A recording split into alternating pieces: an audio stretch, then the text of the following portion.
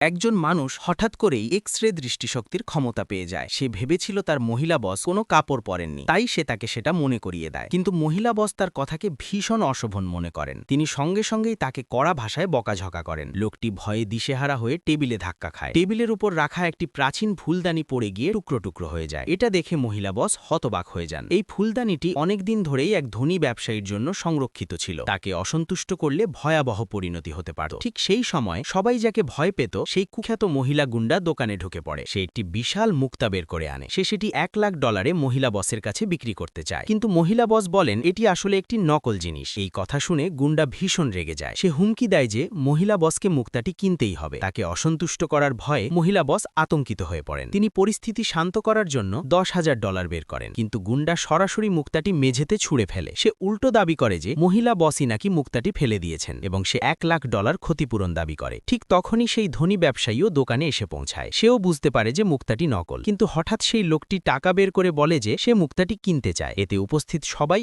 অবাক হয়ে যায়। গুন্ডা মুক্তাটি লোকটির হাতে তুলে দেয়, এমনকি যে বাক্সে মুক্তাটি ছিল সেটিও দিয়ে যায়। গুন্ডা চলে যাওয়ার পর মহিলা বস ব্যবসায়ীকে স্বীকার করেন যে প্রাচীন ফুলদানিটি ভেঙে গেছে। এটা শুনে ব্যবসায়ী প্রচণ্ড রেগে যান। ফুলদানিটি তার দাদার জন্মদিনের উপহার হিসাবে দেওয়ার কথা ছিল। তিনি মহিলা বসকে $10,00,000 ক্ষতিপূরণ দিতে নির্দেশ দেন। মহিলা বস ভয়ে প্রায় অজ্ঞান হয়ে যান এবং কি করবেন বুঝতে পারেন না। ঠিক তখনই লোকটি ফুলদানির ভাঙা টুকরোগুলো তুলে নেয়। সে ব্যবসায়ীকে বলে যে ফুলদানিটি আসলে নকল। ব্যবসায়ী ক্ষেপে গিয়ে বলে লোকটি কি তার প্রাচীন বস্তু যাচাইয়ের পেশাগত দক্ষতাকে প্রশ্ন করছে। মহিলা বস তাড়াতাড়ি লোকটিকে ক্ষমা চাইতে বলেন, কিন্তু লোকটি ক্ষমা চাওয়ার বদলে পাশ থেকে একটি সূচ বের করে আনে। সে সূচটি ফুলদানির টুকরোতে ঢুকিয়ে দেয়। অবাক করার মতো ভাবে সূচের ডগায় আঠা লেগে যায়, আর এই আধুনিক আঠাই প্রমাণ করে যে ফুলদানিটি নকল। এটা দেখে ব্যবসায়ী ভীষণ লজ্জিত হন, কিন্তু এখন তার দুশ্চিন্তা হয় দাদার জন্য উপযুক্ত উপহার না থাকা নিয়ে। ঠিক তখনই লোকটি বলে তার কাছে একটি একেবারে উৎকৃষ্ট মানের প্রাচীন বস্তু আছে এবং সে সেটি ব্যবসায়ীর কাছে বিক্রি করতে রাজি। মহিলা দোকানদার মনে করেন সে মিথ্যা বলছে। তিনি লোকটির কান ধরে শাস্তি দিতে যাচ্ছিলেন, কিন্তু লোকটি আত্মবিশ্বাসের সঙ্গে বলে যে সে মিথ্যা বলছে না এবং সে আঙুল তুলে দেখায় সেই বাক্সটির দিকে।